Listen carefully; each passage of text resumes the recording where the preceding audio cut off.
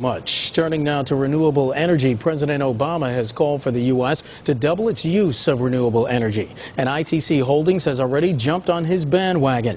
ITC plans to build the largest renewable energy transmission system in the world. But it says a national green energy standard is needed to pave the way for the $12 billion project. Joseph Welch is the CEO of ITC Holdings. He joins us now from the Council on Competitiveness and National Energy Summit in Washington, D.C. Mr. Welch, welcome to Bloomberg News.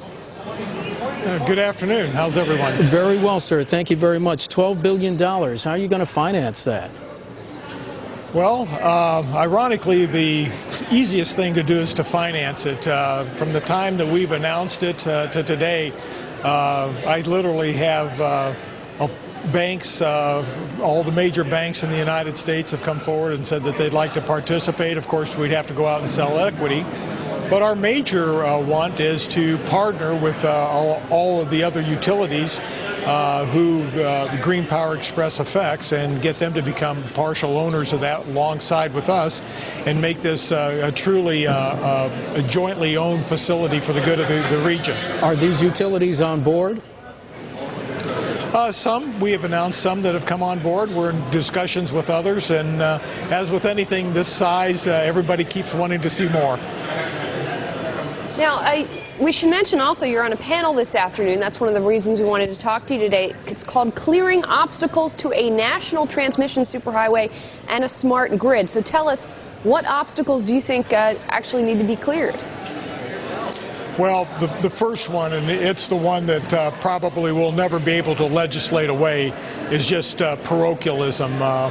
There's 500 individual owners of the high-voltage transmission grid. We're going to go through multiple states, but there's 48 contiguous states. Every state has a regulatory environment. They affect all of the politicians.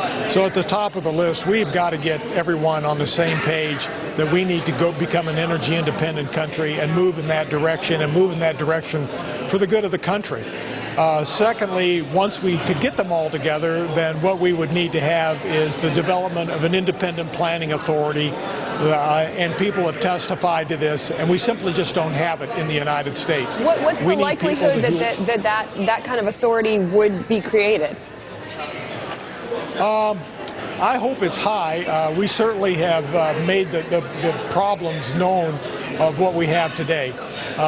Without undue influence from market participants and a non-voluntary system, we're not going to get to where we need to be. Of course, then the second thing that comes after this is who's going to pay for it? How are we going to pay for all this? The cost allocation. And we built an interstate highway system in the United States where we finally came to the conclusion that everyone was going to pay a federal gas tax on every gallon of gasoline they put in a car, truck, boat, or whatever to pay for that highway system.